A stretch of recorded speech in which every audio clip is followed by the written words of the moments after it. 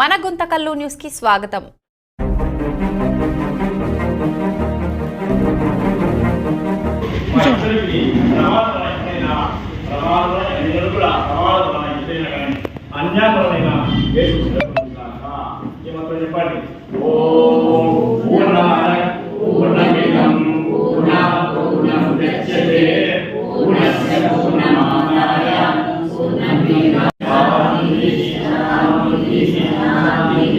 అద్భుతమైన మంత్రం ఈ మంత్రం శీర్షకమే చూడండి.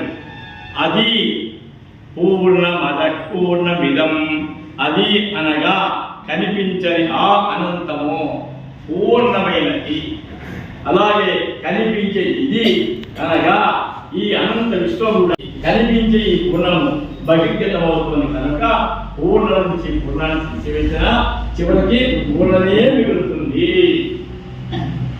అది పూర్ణము, ఇది పూర్ణము, ఇది పూర్ణము. పూర్ణం నుండి పూర్ణం ఉద్ధరించబడుతుంది. జంగమ అంటే కదిలేటి స్థావర అంటే పర్వతాలు, జంగమ స్థావరాత్మకమైన సకల ప్రపంచములకు కారణమైన ఈ విశ్వం కూడా పూర్ణము అని అనగా పూర్ణమైన ఈ జంగమ స్థావరాత్మకమైన విశ్వం కూడా పూర్ణమైన పరమ నుండి పుట్టింది. ఈ సకల జగత్తును కన్నా నిత్య పరిపూర్ణమైనటువంటి ఆ పరబ్రహ్మ అతిశయించిన భావము ఆ పూర్ణం తర్వాత పూర్ణమే మిగిలిను. ఆ విధంగా ఇప్పుడు ఓం సర్వేషాం స్వస్తిర్భవతు.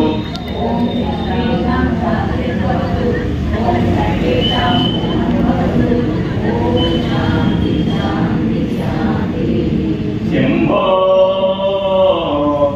శివ శివ శివ శివ శివ శివ పడండి.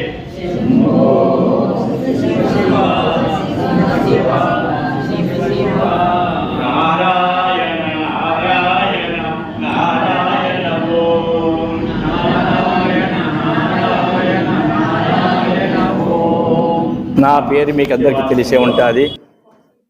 విద్వాన్ శ్రీ రాయంకి నారాయణ స్వామి, రిటైర్డ్ తెలుగు పండిట్. నా సర్వీస్ సుమారు ఉపాధ్యాయ వృత్తిలో 40 ఏళ్ళు. ఉపాధ్యాయ వృత్తిలో ఉన్నప్పటి నుంచి కూడా భగవద్గీత ప్రచారం చేస్తూ వచ్చినాను.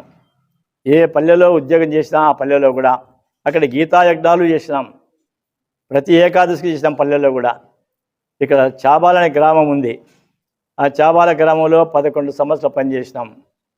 అక్కడ పొలికి అనే గ్రామం ఉంది.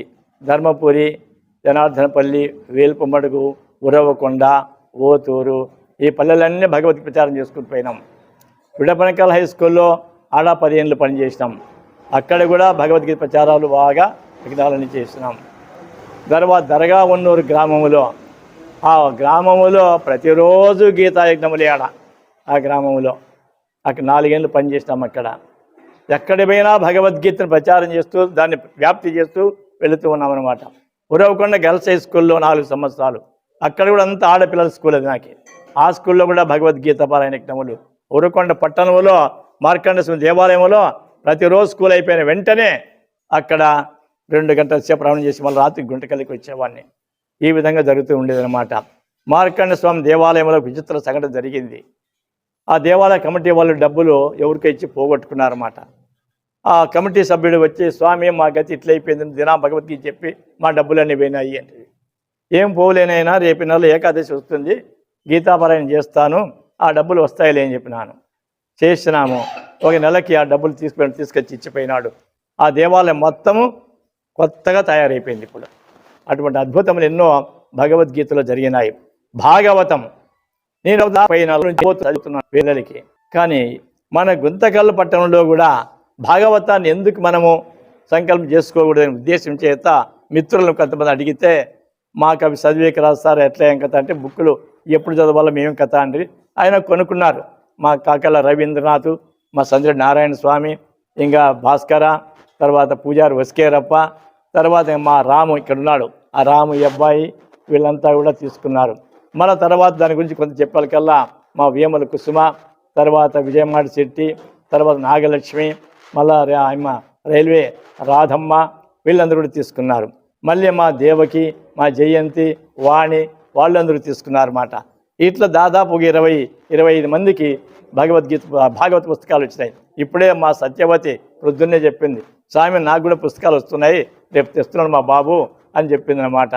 అట్లా ఆ దేవాలయం చెప్పినప్పుడు వచ్చినాయి. భాగవతము సప్తాహాలు నిర్వహించాలని సంకల్పం చేసినాము. పోయిన సంవత్సరం ఇదే శ్రావణ మాసములో, ఇదే శ్రావణ శుద్ధ పాడ్యమ రోజు, ఇదే వీరభద్ర స్వామి దేవాలయంలోనే ప్రారంభించినాము. ఇప్పటికి సంవత్సరం అయింది. ఈ సంవత్సరంలో 6 సప్తాహాలు అయిపోయినాయి. ఇంకా చేసింటే ఇంకా 2 అయిపోయేటివి. కొంచెం మా మిత్రులు ఎండలు ఎక్కువ ఉన్నాయి, ఏమున్నాయి, పెన్నీళ్ళు పేరెంటలు దొరుకుంటూ అయిపోయారు, కొంచెం వేలు పడిపోయినమాట. కాబట్టి ఇప్పుడు ఈ భాగవతము అంటే కొంతమంది అడిగినారు మిత్రులు, మా వాళ్ళు వర్తకులు, అదేం బుక్ సారన్నారు. భాగవతం అంటే అదేం బుక్ అని నాకంబం పట్టా. అందుకోసం భాగవతం అంటే కృష్ణుని కథలన్నీ దాంట్లో ఉంటాయి. భాగవతుల భక్తుల కథం, భక్త విజయం అనే పుస్తకం చదివినారా మీరు ఎప్పుడన్నా? అది చదివితే మీకు అర్థమవుతుంది. అట్లా శ్రీ సద్గురు గీతా సేవా సమితి అని మా బృందానికి ఒక పేరు సంకల్పించి దాన్ని స్థాపించి వ్యవస్థగా వ్యవస్థాపక అధ్యక్షులుగా ఉన్నానమాట. ఉండి చేస్తూ వచ్చినాం. ఇక్కడ ఈ 22 ఏళ్ళు ఈ దేవాలయం చెప్పబట్టి ఇప్పుడు 12 ఏళ్ళు గీతాయజ్ఞములు చేసినాం. ఇక్కడ చాముండేశ్వరి దేవాలయంలో కూడా 10 సంవత్సరములు, 18 ఏళ్ళు మళ్ళా సేవ అక్కడ చేసినాము. చాముండేశ్వరి దేవాలయం, మారెమ్మ దేవాలయంలో 3 సంవత్సరములు, బెంచికొట్టాల రామస్వామి దేవాలయంలో అక్కడ చేసినామన్నమాట. అట్లా ఈ విధంగా పారాయణ చేస్తూ ఇక్కడ వచ్చినటువంటి భక్తులంతా చాలామంది మా వాళ్ళు ముసలి వాళ్ళు అయిపోయి కొంతమంది రాలేకపోయినారు. అప్పటి నుంచి కూడా ఈ సద్గురు గీతా సేవ సమితి యొక్క ఆధ్వర్యంలో జరిగే ఈ భాగవత సప్తాహాల్లో తర్వాత నేను ఇప్పటికీ నాకు వయస్సు దామారుగా 79 ఉంటుందని మా పెద్దలు, నేను స్కూల్ డేట్ ప్రకారం అయితే 77 నడుస్తూ ఉంది. మాకు మామూలుగా అయితే 79 అని చెప్తారు మా వాళ్ళు. ఇది విషయం. గత 40 సంవత్సరాల నుండి కూడా భగవద్గీత చదువుతూ నేర్పిస్తూ భక్తులకు అందిస్తూ వస్తున్నాను. నేను రిటైర్డ్ అయిపోయినాను. ఇప్పుడు రిటైర్డ్ అయిపోయి 18 సంవత్సరాలు అయ్యింది. అయినా కూడా వదలకుండా భాగవతాన్ని పట్టినాను. ఒకవేళ కొడుకులు విదేశాల్లో ఉంటే విదేశాలకు వెళ్ళినాను, అక్కడ కూడా వదలలేదు భగవద్గీతను కూడా అక్కడ కూడా పట్టుకున్నారు. కొంతమంది అయితే ఏం పోతారు సార్ మీరు ఇక్కడే ఉండండి అన్నారు. చాలామంది కొంతమంది ముసలి వాళ్ళు ముట్టేంత పిల్లల దగ్గర ఉంటారు కదా, ఇక్కడే బాగుంది కదా అనేవాళ్ళు. వాళ్ళు శనివారం మాత్రం కారు వేసుకొని వచ్చి ఆ భగవద్గీత పిలుచుకొని పోతారన్నమాట. ఒక ఆయన ముసలాయన పాపం కడప జిల్లా ఆయన ఆ భాగవతం గురించి చెప్తా ఉంటే బోరుని ఏడ్ చేసినాడు ఇంట్లో పాపం. అట్లయినా ఆ మహానుభావుడు అంత ఇటువంటి విషయం మాకు తెలియదు భాగవతం గురించి. ఇప్పుడు మదనపల్లిలోనే ఉన్నాడు ఆ మిత్రుడు, ఫోన్ చేస్తుంటాడు అప్పుడప్పుడు. ఆయనకి పాపం మనకు కొంచెం ఆరోగ్యం దెబ్బతింది. గణేష్ని టెంపుల్ కట్టినాడు.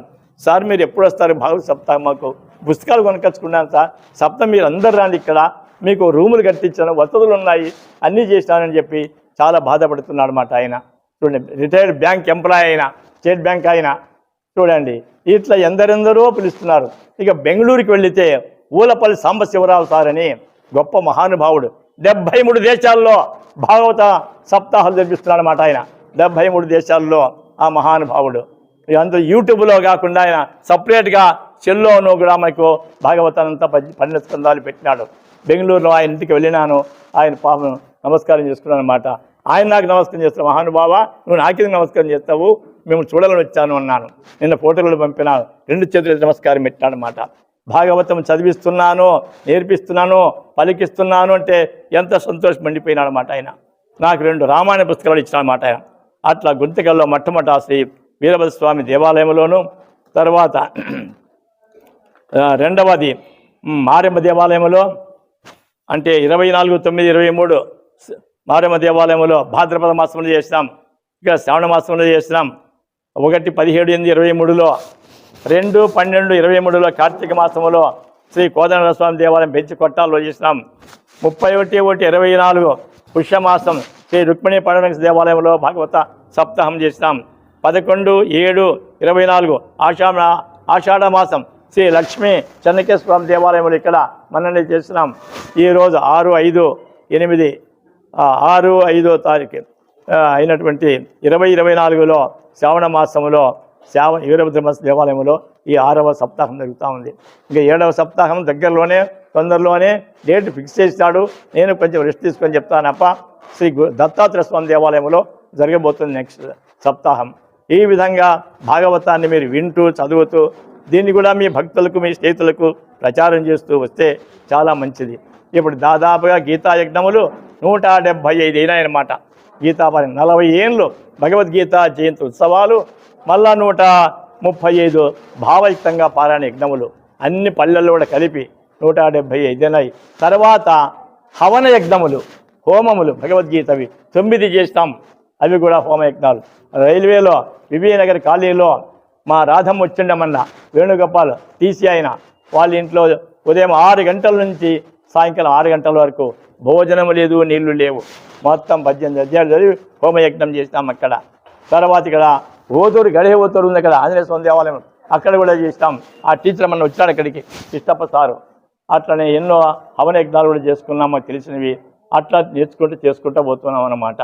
ఆ విధంగా ఈ భాగవతము భగవద్గీత, భాగవతము భగవద్గీత సమాన అక్షరాలు, రెండు కూడా వేరువేరుగా ఉండవన్నమాట. భాగవతం అంటే భక్తి, జ్ఞాన, వైరాగ్య, తత్వము, ముక్తినిచ్చేది భాగవతము. పలికెడిది భాగవతమట, పలికించడు వాడు రామభద్రుండట, నే పలికిన భవహరమగునట, పలికెది విరుండుగాద పలుకగనేలా. భాగవతము తెలిసి పలుకుట చిత్రంబు, సులికైన తమ్మి సులికైన విబుధ జనుల వలన విన్నంత కన్నంత తెలియవచ్చినంత తేటబరతు. పుణ్యకీర్తనుడైన భువనేతు చరితంబు, బ్రహ్మతుల్యమైన భాగవతము, సకల పురాణ రాజము తొల్లి లోక భద్రముగా ధన్యముగా మోదముగా ప్రీతి భగవంతుడగు వ్యాస భట్టారకుడు వనర్చి సుకుడు అనియుడు సుతుని చేత చదివించనంతయు సకల వేద ఇతిహాసములలో లోపల నెల్ల సారమైన ఈ పురాణమెల్ల నెల్లమి నా సుఖయోగి గంగ నడుమ నిలిచి ఘన విరక్తి యుదవి మునుల తోడ ఉపవిష్టుడగు పరీక్షన్నడుగా చెప్పే వినుడు అని భాగవతాన్ని ఎవరైతే చదువుతో వింటారో వాళ్ళకి మోక్షం ఇస్తుంది అని చెప్తా ఉంది భాగవతం. నిగమములు వేయు చదివిన సుగమంబులుగావు శుభగత్వంబున్, సుగమంబు భాగవతమును నిగమంబు పఠింప ముక్తి నివసనము బుధా. అతి ముఖ్యమైన మధ్య భాగవతములో నీ పాదకమల సేవయు నీ పాదార్చకుల తోడి నయ్యమును నితంతాపారభూత దయయును తాపస మందార నాకు దయసేయగది. కృష్ణ వాసుదేవ కేశవ పరమాత్మ అప్రమేయ వరద హరిముకుంద మిము చూడగంటి మీ కృపగనుగుంటి అఖిల సౌఖ్య పదవిలి అందగంటి. అతి రహస్యమైన హరిజన్మ కథనంబు మనుడెవ్వడేని మాపురేపు చాలా భక్తితోడ చదివిన సంసార దుఃఖరాశి వాసి తొలగిపోవు. పరుడై